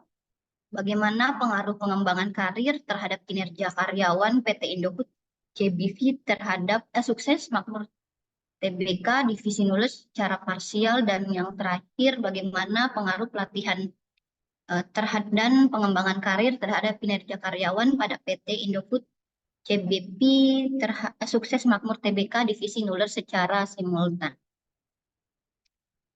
Penelitian ini bertujuan untuk mengetahui pengaruh pelatihan dan pengembangan karir terhadap kinerja karyawan baik secara parsial maupun simultan pada PT Indofood CBP Sukses Makmur Tbk Divisi Noodles.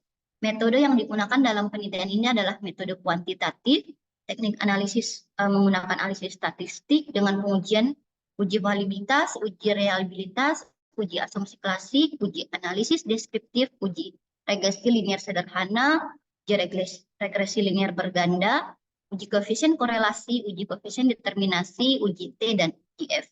Sampel yang digunakan sebanyak 67 responden dari populasi 205 orang dengan menggunakan rumus Lopin. Hasil penelitian menunjukkan bahwa pelatihan dan pengembangan karir mempunyai kontribusi terhadap kinerja karyawan sebesar 27,2% dengan persamaan regresi linear berganda Y sama dengan 16,704 ditambah 0,275 X1 ditambah 0,289 X2. Hasil pengujian pengaruh simultan diperoleh nilai F hitungnya 11,927 lebih besar nilai variabel dari F tabelnya 3,14 sehingga dapat disimpulkan bahwa terdapat pengaruh yang signifikan antara pelatihan dan pengembangan karir terhadap kinerja karyawan PT Indofood CBP Sukses Makmur Tbk Divisi Noodles. Kesimpulannya, secara parsial pelatihan berpengaruh positif dan signifikan terhadap kinerja karyawan. Dilihat dari nilai T hitungnya 4,095 lebih besar daripada T tabel 1,998. Secara parsial, pengembangan karir berpengaruh positif dan signifikan terhadap kinerja karyawan pada PT. Hal ini dapat dibuktikan berdasarkan nilai T hitung 4,485 lebih besar daripada T tabel 1,998. Secara simultan, pelatihan dan pengembangan karir berpengaruh positif dan signifikan terhadap kinerja karyawan. Hal ini dapat dibuktikan berdasarkan nilai regresi linear berganda Y sama dengan 16,704 ditambah 0,275 X1 ditambah 0,289 X2 menyatakan bahwa meskipun tanpa adanya variabel pelatihan dan pengembangan, maka karyawan tetap memiliki tingkat kinerja sebesar 16,704. Oke, baik. Mungkin itu dari saya. Terima kasih. Wabillahi taufiq wal hidayah. Wassalamualaikum warahmatullahi wabarakatuh. Ya, baik. Waalaikumsalam warahmatullahi wabarakatuh. Terima kasih Bu Widya atas pemaparannya. Mungkin ada yang ingin bertanya dulu.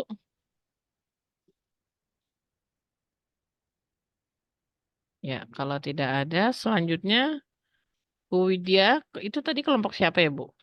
Ini kelompok saya sama Bu Lismi, Bu. Oh, ini Saya stop screen dulu ya. Oh, baik, ini Bu Widya sama Bu Lismi ya tadi. Berarti selanjutnya yang Bu Widya lagi Iya, presentasi. Oke, betul. silakan Bu, bisa lanjut lagi. Yang kelompoknya sama siapa? Saya sama Bu Asrida. Oh, ya udah. Oke, bentar ya, Bu. Ya, silakan.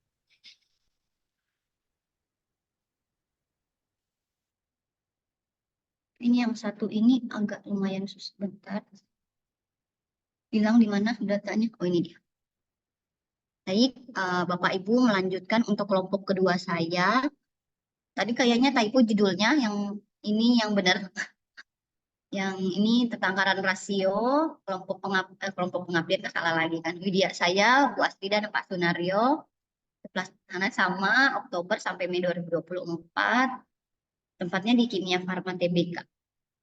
Kalau ini rumusan masalahnya terdapat pengaruh atau tidak antara secara parsial untuk karan rasio dan terhadap net profit margin atau NPM pada PT Kimia Farma Tbk periode 2013 sampai 2022. Yang kedua, apakah terdapat pengaruh secara parsial debt to asset ratio terhadap net profit margin pada PT Kimia Farma Tbk periode 2013 sampai 2022. Dan yang terakhir, apakah terdapat pengaruh secara simultan karan rasio dan debt to asset ratio terhadap net profit margin pada PT Kimia Farma Tbk 2013 sampai 2020. Penelitian ini bertujuan untuk mengetahui pengaruh karan rasio dan debt to equity ratio debt to asset terhadap net profit margin. Metode yang digunakan berupa studi analisis deskriptif dengan metode pendekatan kuantitatif. Data yang digunakan adalah data sekunder yang diperoleh dari laporan keuangan.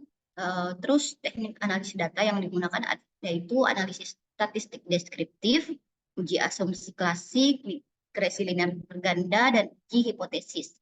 Hasil penelitian ini secara parsial bahwa karan rasio memiliki T hitung sebesar 2,405, di mana 2,405 lebih besar dibandingkan dengan 2,306 dan nilai signifikan sebesar 0,047. Di mana nilai 0,047 lebih kecil daripada 0,05. Sehingga HO1 ditolak dan HA1 diterima. Yang artinya karan rasio berpengaruh signifikan terhadap net profit margin dan debt to asset ratio memiliki T hitung sebesar minus 0,116, di mana nilai minus 0,116 lebih kecil dari 2,306 dan nilai signifikan sebesar 0,911. Jadi itu satu-satu di mana nilai 0,91 lebih besar daripada 0,05 sehingga HO1 diterima dan HA1 ditolak. Yang artinya debt to asset rasio tidak berpengaruh signifikan terhadap net profit margin sehingga F hitung 0,017 lebih besar F tabel 4,740 dan secara sistematik diperoleh nilai signifikan 0,984 karena nilai signifikannya signifikan lebih besar daripada 0,05. Dengan demikian maka HO diterima dan H3 ditolak. Ini menunjukkan tidak terdapat pengaruh current rasio, debt to asset rasio terhadap net profit margin secara signifikan. Baik, kesimpulan dari hasil penelitian kami, hasil penelitian dapat disimpulkan secara parsial CR memiliki T hitung sebesar 2,05, di mana 2,05 lebih besar dibandingkan dengan 2,306 dan nilai signifikan sebesar 0,047. Dari hasil penelitian X2 terhadap Y dapat disimpulkan bahwa secara parsial debt to asset ratio memiliki T hitung sebesar minus 0,116 di mana nilai minus 0,116 lebih kecil dibandingkan dengan 2,301. Jadi tidak berpengaruh. Yang ketiga, berdasarkan hasil pengujian secara simultan sehingga F hitung 0,017 lebih kecil daripada F tabel 0,017 dan secara sistematik diperoleh nilai signifikan 0,984 karena nilai signifikansi 0,984 lebih besar taraf signifikansi 0,05. Dengan demikian maka HO diterima dan H3 ditolak. Hal ini menunjukkan tidak terdapat pengaruh current rasio, debt to asset rasio terhadap net profit margin secara simultan. Baik, terima kasih untuk presentasi hari ini. Saya kembalikan ke Bu Rahmi. Ya, baik. Terima kasih Bu Widya atas pemaparannya. Mungkin kalau ada yang bertanya. Oke, ternyata tidak ada yang bertanya juga. Kemudian berarti terakhir untuk pemaparan terakhir dari Ibu Jenny Irnawati. Silakan Ibu Jenny.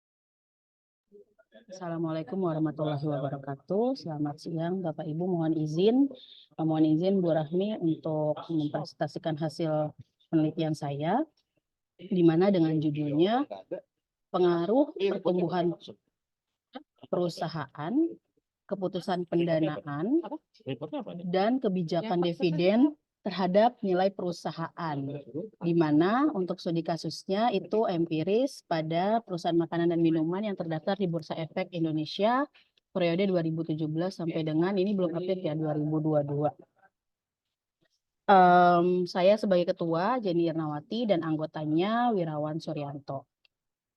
Di mana latar belakang di sini yang menjadi pilihan perusahaannya,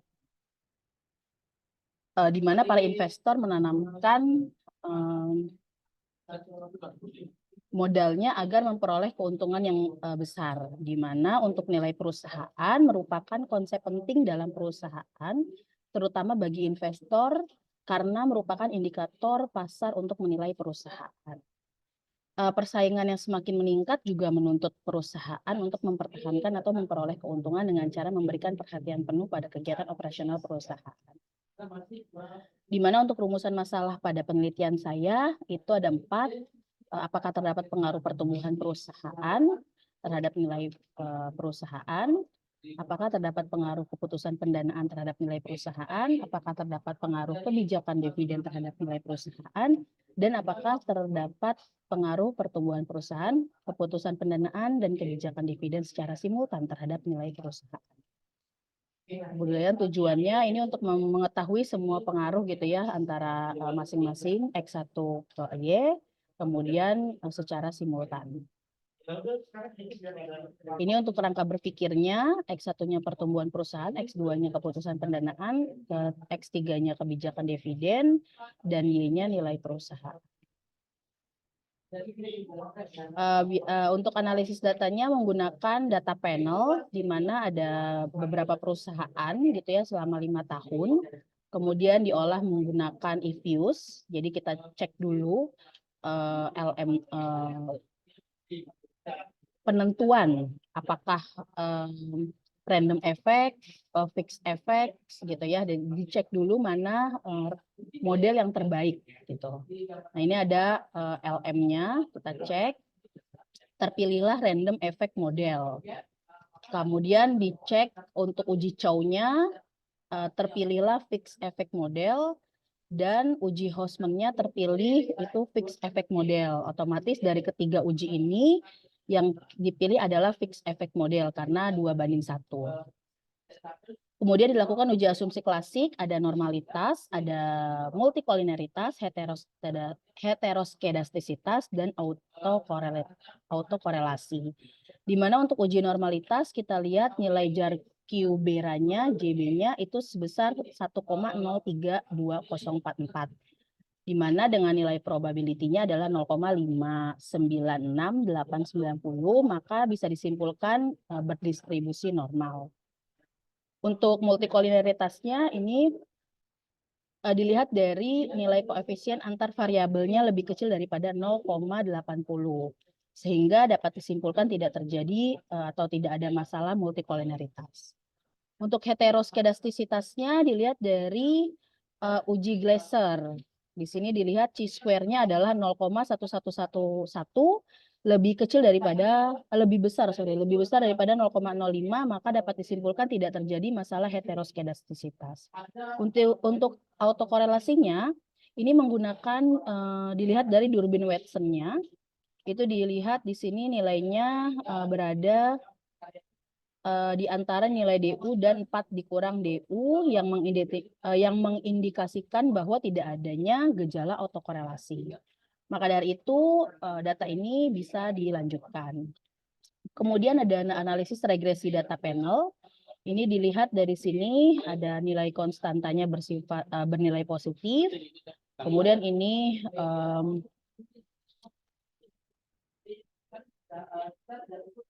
koefisien determinasinya, di mana nilai adjusted R-square-nya sebesar 0,53 atau 53,65%, sehingga bisa disimpulkan bagus. Kemudian ada uji hipotesis, ada uji T dan uji F. Secara parsial, di sini untuk pertumbuhan perusahaan nilai T hitungnya lebih kecil daripada nilai T tabel, sehingga tidak berpengaruh. Keputusan pendanaannya T hitungnya lebih kecil, juga lebih besar daripada T tabel. Ini berpengaruh, sedangkan kebijakan dividennya ini berpengaruh. Tidak berpengaruh. Berpengaruh deh. T hitung, sorry, ini salah, belum diedit. Untuk uji F-nya senilai signifikannya 0,00019, lebih kecil daripada 0,05, sehingga dapat disimpulkan secara simultan itu berpengaruh signifikan. Jadi kesimpulan dari penelitian ini, pertumbuhan perusahaan itu tidak berpengaruh signifikan, keputusan pendanaan berpengaruh signifikan, kebijakan dividen tidak berpengaruh signifikan, dan secara simultan berpengaruh signifikan. Demikian presentasi dari hasil penelitian saya. Kurang lebihnya mohon maaf. Wassalamualaikum warahmatullahi wabarakatuh.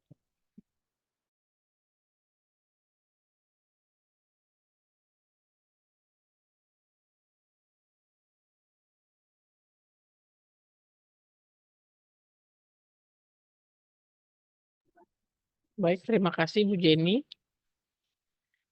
Mungkin ada yang mau ditanyakan tentang pemaparan yang disampaikan oleh Ibu Jenny Irnawati tadi? Ya, baik Bapak Ibu, jika tidak ada pemaparan untuk presentasi diseminasi hari ini di room 6 sudah selesai, semua sudah memaparkan hasil dari penelitian masing-masing timnya. Mungkin sebelum ditutup, apabila yang masih ada di room, kita foto bersama lagi sebagai penutup saja. Bapak Ibu, ada yang masih di sini bisa buka kamera? Yang bersedia buka kamera?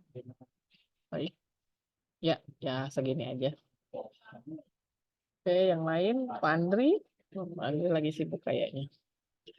Ya, sudah tidak apa-apa. Ya, kita foto dulu. 1, 2, 3, cekrek.